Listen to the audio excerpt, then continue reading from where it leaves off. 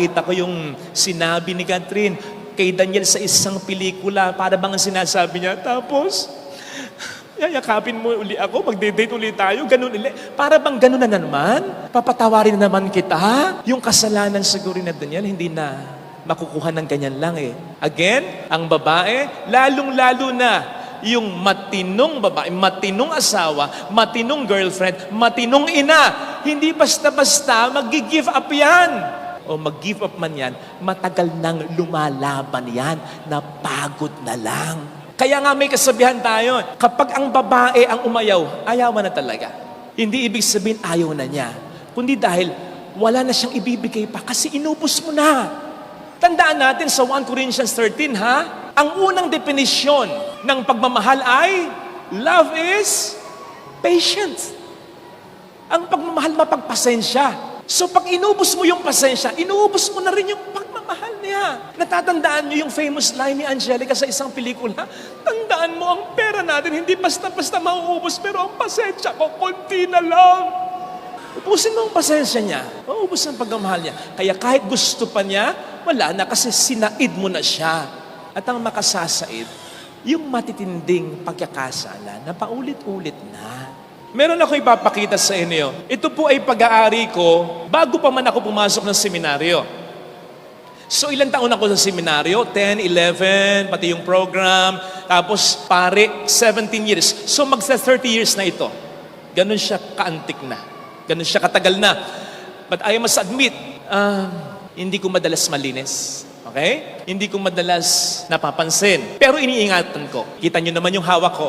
Tapos ilalagay ko yan sa pasimano na sinisigurado ko yung pasimano malaki. Maluwang siya para bumagsak man siya. Doon lang siya babagsak. Hindi sa sahig para mabasag. Iniingatan ko.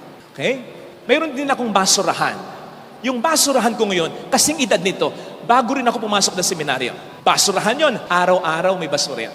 So, hindi perfect yung pag-aalaga ko doon. Pero sinisigurado ko, iniingatan ko. Kapag mayroon akong ilalagay na basura, lalong-lalo na yung solid, dahan-dahanin ko yan. Kahit na ilapag kong ganun yan, kahit na isuot ko yung braso kong ganun, wag lang mabasag yung trash can, trash bin. Kapag ako'y nagtatapon ng basura, ako mismo, iniingatan ko, baka mabasag eh. Baka kapag ibang tao, basta ibagsak. So you see, hindi ko sinilyado ito. Hindi ko sinilyado yung basurahan na isinantabi ko lang. Na aalikabukan, nalalagyan ng basura araw-araw. Pero iningatan ko. Kaya tumagal ng ganito. Kung ganon ang mga bagay, ganon din ang mga mahalagang bagay sa buhay. Take care of things, and these things will last. Same thing can be applied in every relation. You see, walang perpektong relasyon kasi walang perpektong tao. So bawat relasyon, marupok, madaling mapuputol, madaling masisira. Ganon ang bawat relasyon. Okay? Eh ang tao, marupok ako. Makipagrelasyon ka, ganon ka pa rin karupok. Ganon din karupok ang relasyon ninyo. Pero kapag iningatan mo, tatagal ang relasyon ninyo. Nandun ang karupukan, hindi mawawala. Hindi magiging perfect. Lagi ang pagkasama. Kasi hindi ka perfect. Hindi ka magaling magluto. May mood swing ka. Kuripot ka. Makakalimutin ka. Yung anniversary ninyo, nakakalimutan mo.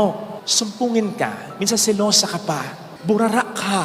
Inexpressive ka. Isama mo na dyan yung pakonti-konti na bisyo. Malakas kang manigarilyo. Kapag umiinom ka, nako, ang problema ng asawa mo, nagpapakalasing kang talaga. Pero tolerable yan. Napag-uusapan, napapagpasensyahan yan. Halimbawa yung tatay ko, hindi siya business-minded. Tapos dati, malakas pa yung manigarilyo. Kung business-minded ang tatay namin, palagay ko, mayaman kami. Pero hindi. Pero hindi ko siya ipagpapalit kahit kaninong tatay. Bakit? Mabuti siyang ama. Mabuti siyang tao. You see? Hindi perfect. Pero hindi siya nagko-commit ng major mistake. Ganon din sa bawat relasyon. Napag-uusapan naman, tolerable naman. Pero yung lukohin mo at paulit-ulit mong lukohin, ibang usapan yun. Paulit-ulit mong pagmukhaing tanga. Hindi mo binibigyan talaga ng halaga. Ikaw na nga ang nagkamali. Ang aamo sa'yo, siya pa. Ibang usapan yun. No one is perfect. But anyone can avoid committing serious, grave mistake that can break any relationships. Kaya nga, ang mga pen, may eraser eh. Kasi magkakamali ka, erase mo. Pero iba, kapag ang pagkakamali mo at failure mo ay inukit mo na. Kasi ang dalas na paulit-ulit na. Inukit mo na yung pagkakamali mo. Paano mo erase yung nakaukit? Kaya nga ang phone o kaya ang mga computer may backspace button, press mo. Deleted. Ibang usapan, kung yung mismong computer o telepono sinira mo, paano pa yon? Anong remedyo nun? Walang taong perpekto, pero lahat tayo po pwedeng makapag-avoid ng mga pagkakamali at kasalanang seryoso na po pwedeng literally and figuratively ay makamatay ng tao at relasyon natin sa ating kapwa-tao. Kaya naman, hahanga ka pa rin dun sa dalawa.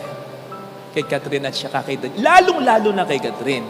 You see, hanggang sa huli, gusto niyang isalba yung kung ano yung meron sila. Kung ano pa yung matitira. Wala kang narinig ng mga pangit na salita, walang panunumbat, ni walang mga patama. Wala. Nagsimula ng may respeto, nagtapos ng may respeto. Bakit? Si Rana, wawasakin mo pa ba? Basag na, dudurugin mo pa ba? Di isalba mo kung ano yung pwedeng matira. After all, may pinagsamahan kayo left news Nanay pa rin ng mga anak mo yan. Tatay pa rin mga anak mo yan. Kapatid mo pa rin yan. Tatay, nanay mo pa rin yan. At least, irespeto mo man lang. I-save mo kung ano yung pwedeng matira pa sa inyong pinagsamahan. Kaya siguro naman ngayon, nare-realize ni Daniel Padilla na ang loyal talaga si Catherine, hindi yung aso niya.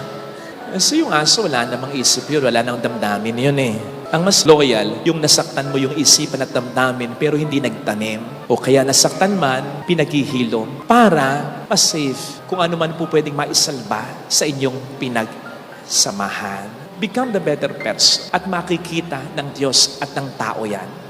Hindi mo kinakailangan ipangalandakan sa anak mo, matino ka kaysa sa asawa mo. Alam naman Hindi mo kinakailangan ipangalandakan sa magulang mo, mas matino ka kaysa. Alam naman lalong-lalo na kung sa kabila ng pagkakamali sa iyo, nagmamahal ka pa rin kahit papaano.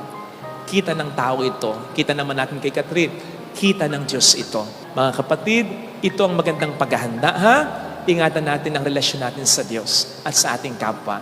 Sapagkat ano nga ba ang Pasko kung wala ang Diyos at ang ating kapwa, lalo na ang mga taong mahalaga sa buhay mo.